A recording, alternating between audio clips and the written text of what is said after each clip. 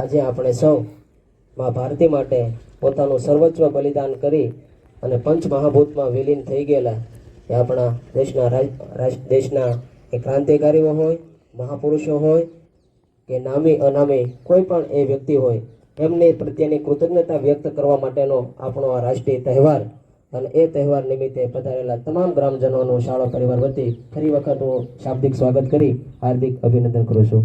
આગળના કાર્યક્રમના સંચાલન માટે હું બેન કૃષ્ણાને વિનંતી કરીશ કે તેઓએ ધ્વજવંદનનો કાર્યક્રમ એ આગળ લઈ જાય. આવો બેન કૃષ્ણાબેન.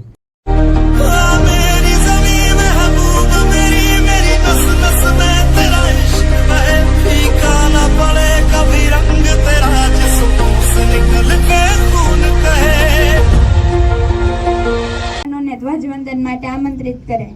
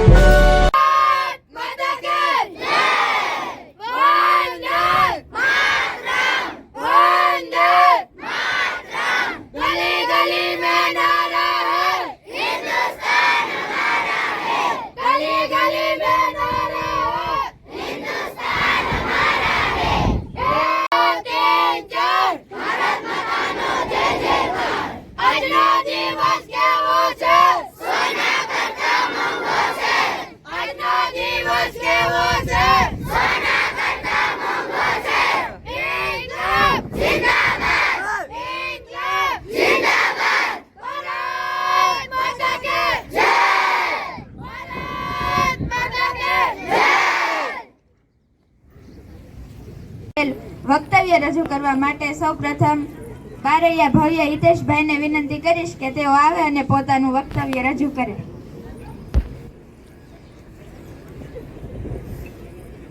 यहाँ उपस्थित गांव के सभी आदरणीय मेहमानों, गुरुजनों और शाला के भाइयों और बहनों, मेरा नाम बारैया भव्य हितेशभाई है. मैं पहली कक्षा में पढ़ता हूँ. आज मैं आपको 26वीं जनवरी के 2 शब्द कहना चाहता हूँ. आप सब शांति से सुने. 26वीं जनवरी हमारा राष्ट्रीय त्योहार है. इस दिन हमारे देश में कायदा कानूनी की व्यवस्था यानी कि बंधारण अमल में लाया गया था ताकि देश में शांति, सलामती और विकास की यात्रा आगे बढ़ सके. बंधारण के निर्माण में बाबा साहेब आंबेडकर का ભાઈને વિનંતી કરીશ કે તેઓ પોતાનું વક્તવ્ય રજૂ કરે. Good morning everyone. Respect principal, teacher, parent and all my dear friends. My name is Urmila and I wish you all a very happy Republic Day. Today is 26th January and we are celebrate 76th Republic Day of our country. Republic Day is a national festival of India. It is a very important day for us. Our Constitution of India come into force on this day. 1950, the Constitution of India. We sold the Supreme Law of India. Dr. Bhimrao Ambedkar is the father of the Constitution of India. We should respect our Constitution of India. We should understand of India. I am proud to be India and I love my country very much. Thank you. Jai Hind, Jai Bharat. ત્યારબાદ હું બારૈયા મિત મહેશભાઈને વિનંતી કરીશ કે તેઓ પોતાનું વક્તવ્ય રજૂ કરે.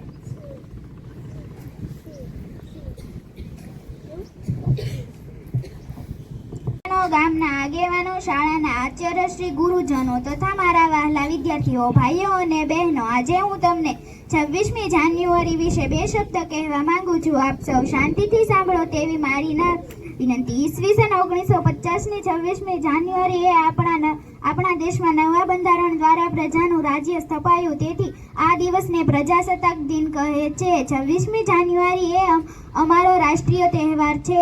દેશભરમાં પ્રજાસત્તાક દિનની ઉજવણી આનંદ અને ઉત્સાહથી કરવામાં આવે છે. શાળાઓ અને જાહેર સ્થળોએ ધ્વજવંદન કરવામાં આવે છે અને મનોરંજન કાર્યક્રમો થાય છે. આ દિવસે દિલ્હીમાં સરઘસ કાઢવામાં આવે છે. તેમાં લશ્કરી કવાયત અને જુદા જુદા રાજ્યોના મનોરંજન કાર્યક્રમ બતાવવામાં આવે છે. આ દિવસે નેતાઓ અને શહીદોને યાદ કરવામાં આવે છે. અસ્તુ. જય હિન્દ, જય ભારત. આભાર રવિનાબેન. ત્યારબાદ હું માણિયા યંત્રાબેન ધીરુભાઈને વિનંતી કરીશ કે તેઓ આવે અને પોતાનું વક્તવ્ય રજૂ કરે. અહીંયા ઉપસ્થિત મહેમાનો, વડીલો, શિક્ષકો અને મારા વહાલા વિદ્યાર્થી ભાઈઓ બહેનો, આજે હું તમને 26મી જાન્યુઆરી વિશે બે શબ્દ કહેવા માંગુ છું. આપ સૌ શાંતિથી સાંભળો તેવી મારી નમ્ર વિનંતી. 26મી જાન્યુઆરી એ આપણો રાષ્ટ્રીય તહેવાર છે. 15મી ઓગસ્ટના રોજ આપણો દેશ આઝાદ થયો હતો. ત્યારબાદ દેશનું બંધારણ ઘડવા માટે બંધારણ સમિતિની રચના કરવામાં આવી. તેના અધ્યક્ષ ડોક્ટર બાબા સાહેબ આંબેડકર હતા. આ દિવસથી દર વર્ષે આ દિવસ પ્રજાસત્તાક દિવસ તરીકે ઉજવાય છે. અસ્તુ. બહેનો, આજે હું તમને 26મી જાન્યુઆરી વિશે બે શબ્દ કહેવા માંગુ છું. આપ સૌ શાંતિથી સાંભળો એવી મારી નમ્ર વિનંતી. 26મી જાન્યુઆરી એ આપણો રાષ્ટ્રીય તહેવાર છે. આપણો દેશ આઝાદ થયો ત્યારબાદ દેશનું બંધારણ ઘડવા માટે એક સમિતિની રચના કરવામાં આવી. તેના અધ્યક્ષ ડોક્ટર બાબા સાહેબ આંબેડકર હતા. ત્યારબાદ દેશનું બંધારણ 26મી જાન્યુઆરી ઈસવીસન 1950ના રોજ અમલમાં આવ્યું. અસ્તુ. જય હિન્દ, જય ભારત. સંચાલન માટે હું વાલિયા જીવરાજભાઈને વિનંતી કરીશ કે તેઓ આવે અને સંચાલન કરે.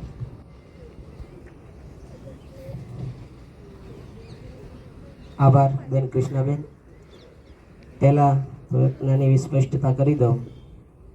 આજના આ કાર્યક્રમના એ ધ્વજવંદન માટે એ દેશની રાષ્ટ્રીય થીમ, દેશની સલામી એ દીકરીને નામ અંતર્ગત હોવાથી આપણે આજનો એ ધ્વજવંદનનો કાર્યક્રમ આપણી શાળામાં ખૂબ સરસ રીતે ફરજ બજાવતા એવા બેન કાજલબેનના હાથે આપણે ધ્વજવંદન કરાવેલ છે અને સાથે એમના પિતાજીની એ ઈચ્છા હોવાથી એમને પણ સાથે જોડેલા છે.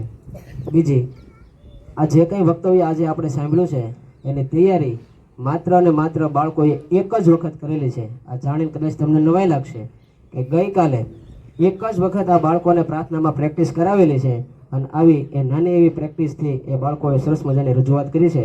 એ બદલ ફરી એક વખત એમને એ તાળીઓથી વધાવી લઈએ.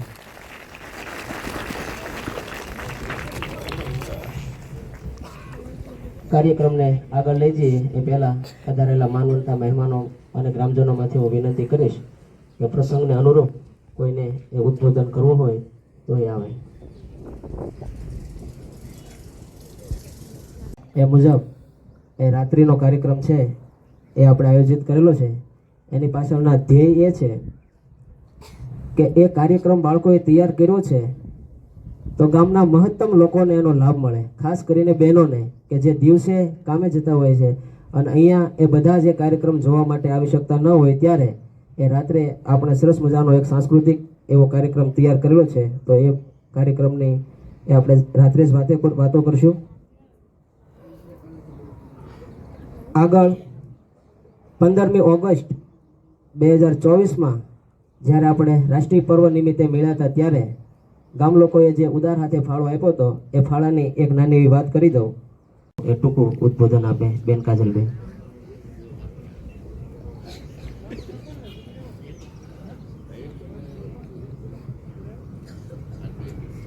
નમસ્કાર. શ્રી લોંગડી પ્રાથમિક શાળામાં ગામજનોને, વિદ્યાર્થીઓને, શિક્ષક મિત્રોનો હાર્દિક સ્વાગત કરું છું. આજે 26મી જાન્યુઆરી નિમિત્તે મને ધ્વજવંદન કરવા માટે જે તક આપી છે તે બદલ ખૂબ ખૂબ આભાર બધાનો. હું આ જગ્યા પર પહોંચી એની પાછળ ઘણા બધાનો હાથ છે, ખાસ કરીને મારા પરિવારનો સપોર્ટ છે ને એટલા માટે હું આ જગ્યા ઉપર ઊભી છું. બાકી આપણે કહીએ છીએ ને કે એક હાથે તાળી ના પડે એમ. અત્યારે હું જે કંઈ પણ છું એ મારા પરિવાર, શાળાના જે શિક્ષકો, ગુરુજનો, એનો બધાનો સપોર્ટ છે મને. તો એ બધાને હું આભાર વ્યક્ત કરું છું કે તમારા બધાનો ખૂબ ખૂબ આભાર કે મને અહીંયા સુધી પહોંચવામાં મદદ કરી. અસ્તુ છે હિન્દ, જય ભારત. આજના રાષ્ટ્રીય તહેવાર નિમિત્તે પધારેલા ગામના આગેવાનો તેમજ સ્કૂલમાં ભણતા તમામ બાળકો, શિક્ષકો, વડીલો, આજે આ કાર્યક્રમની અંદર ખૂબ બાળકોએ પ્રેક્ટિસ એક જ દિવસની અંદર કરી. એ બાળકોને હું ખૂબ ધન્યવાદ આપું છું કે આવું ટેલેન્ટ મેં ક્યારેય આપણી શાળામાં જોયું નથી. આજે અંગ્રેજી, હિન્દી અને ગુજરાતીમાં જે ટેલેન્ટ તમે બતાવો છો તે ખરેખર આપણે અભિનંદનને પાત્ર છે. આવું તમામ બાળકો શીખે અને આવું તમામ બાળકો જ્ઞાન મેળવે એ હું અપેક્ષા રાખું છું. ભારત માતા કી જય.